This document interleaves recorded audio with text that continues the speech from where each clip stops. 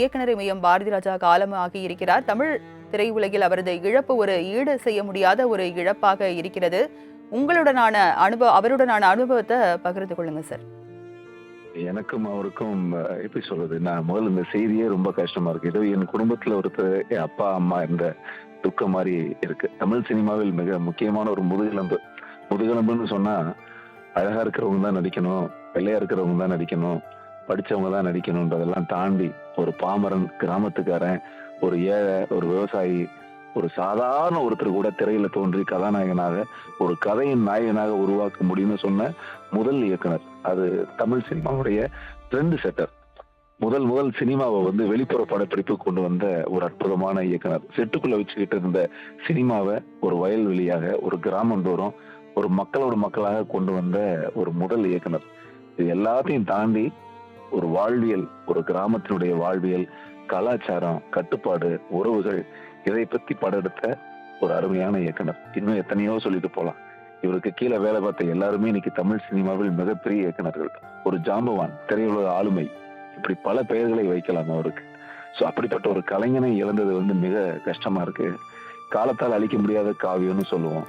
அது இந்த திரை சினிமாவில் நான் பிறந்து நாமெல்லாம் வளர்ந்து இந்த மண்ணுக்குள்ள போறதுக்குள்ள நாம சந்திச்ச பொக்கிஷங்கள்ல அவரும் ஒரு நினைவுள்ள, ஒரு போற்றப்பட வேண்டிய பொக்கிஷமா தெரிகிறாரு. எனக்கு உண்மையாவுமே இது ஒரு பெரிய அதிர்ச்சி.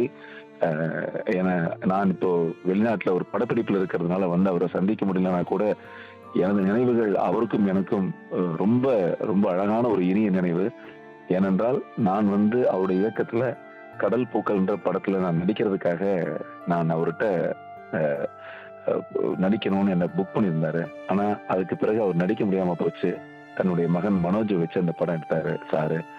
அதுக்கு பிறகு ரொம்ப நாள் கழிச்சு, 2 வருஷம் கழிச்சு மீண்டும் என்ன அழைச்சு, இங்க வாயா, இந்த படத்துல நீ நடிச்சிருக்கணும், நான் மிஸ் பண்ணிட்டேன், அதுக்கு பதிலாக மனோஜ் நடிச்சாரு, சரி நீ ஒண்ணு பண்ணு, இந்த படத்துல திருப்பி நீ நடின்னு சொன்னாரு. நான் ரொம்ப ஆச்சரியப்பட்டேன். என்னையா திருப்பி நான் எப்படி நடிக்கிறதுன்னு கேட்டேன்.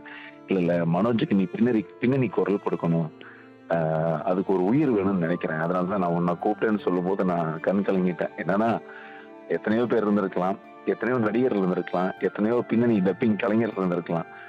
நான் ஒரு நடிகன் தானே. ஆனா அந்த படத்துல வரக்கூடிய உணர்ச்சி வசமான, ஒரு பிழம்பான, ஒரு பாசம் நிறைந்த ஒரு காட்சிகள் எல்லாம் அவர் நெஞ்ச கசக்கிற மாதிரி எனக்கு வேணும், உணர்வா வேணும். அது நீ நல்லா பண்ணுவேங்கிற எனக்கு ஒரு நம்பிக்கை இருக்கு. என்னால உன்னை நடிக்கதான் வைக்க முடியல, ஆனா உன்னுடைய குரல் என்னோட இருக்கணும்னு நினைக்கிறேன்னு சொன்ன அந்த வார்த்தைகள் இன்றளவும் என் காதுல ஒலிக்குது. எனக்கு கண்கள் தண்ணீர் வருது. உண்மையாவுமே எனக்கு அவ்வளவு சந்தோஷம். அந்த அவரோட பணியாற்றுறது எனக்கு ஒரு பெரிய பாக்கியம். நிச்சயம் இந்த அளவும் சரி, கிழக்கு செம்மையில அவருடைய அனைத்து படங்களும், இப்ப நான் தாய் மாமன்ற ஒரு தொலைக்காட்சி தொடர் நடிக்கிறேன், அந்த தங்கச்சி பாசல் தான். ஒரு நாள் கூட அந்த படத்தை நான் திரும்ப திரும்ப பார்க்காம படப்பிடிப்புக்கு நான் போனதே கிடையாது.